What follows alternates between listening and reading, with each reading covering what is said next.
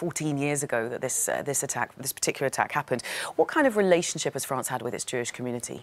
Well, it's been quite a turbulent relationship, and what happened in this latest incident where we see this tree chopped down that was planted in memory of Ilan Halimi, whose anniversary of his death is actually tomorrow, is basically the symptom of a much wider problem that's been going on in France for some time. Over recent years in particular, there have been jihadist attacks against Jews across France, and these figures that we were hearing about today, that the Interior Minister was talking about yesterday, that there have been a rise in anti-Semitic acts of over 70%, around 74%, is quite a staggering figure, because actually, Belle, in the years before last year, the figures had been going down. There was still a big problem, but they weren't quite as high as that. And the French Prime Minister actually was saying in November last year that these figures were pretty bad and that the government was doing all it could to try and crack down on this. It said it's launched a new system of magistrates, investigators, it was doing work in schools, but clearly there's a big problem that still exists in France today, Belle. Absolutely. I mean, 2018 was that year when we saw that 74% spike.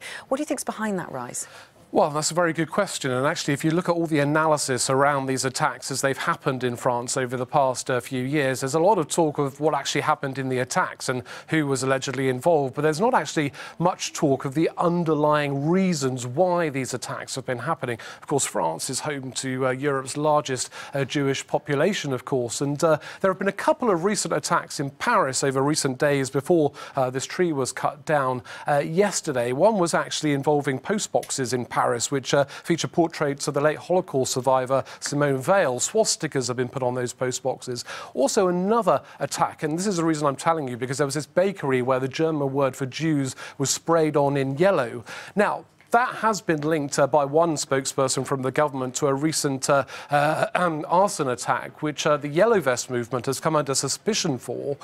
So there is some talk around that, but the bakery owner where this yellow spray was put on with the Jewish name in German, who's saying that he doesn't think that the Yellow Vest movement is involved in that particular attack. So there's lots of talk going on around who could be responsible, why this is on the rise, but no real sort of reason that we're hearing about, a clear reason. And Belle, this isn't only just a problem in France. There are also issues with anti-Semitic acts right across Europe. There was a report out in December, just a few months ago, which was a major survey of 12 EU countries. They were all reporting big problems with anti-Semitic attacks, Jewish people saying that they really feared for their welfare in some of these countries.